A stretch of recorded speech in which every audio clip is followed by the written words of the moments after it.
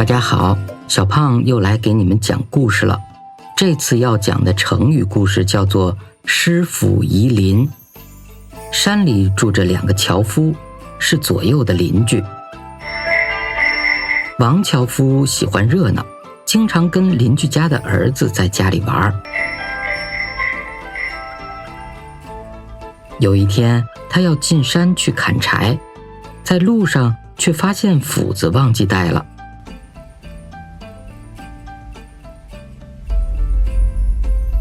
他回到家里，屋里屋外找遍了，也没有见到斧子的影子。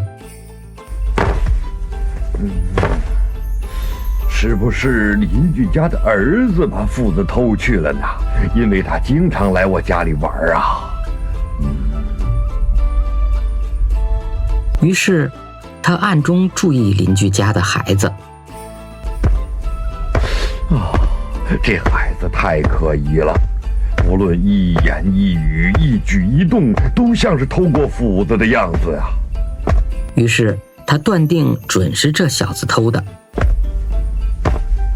没有错，我早就料到这小子不怀好心。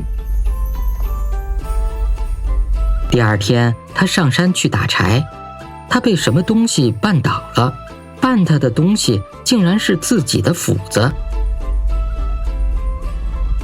回家以后，他再仔细观察那个孩子，发现那孩子走起路来并不是鬼鬼祟祟的。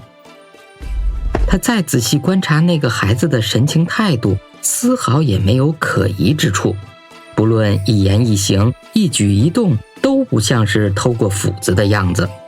师傅夷邻是比喻缺乏认真的调查研究，只凭主观臆断、胡乱猜疑，甚至由此加罪于人，是难免要造成错误的。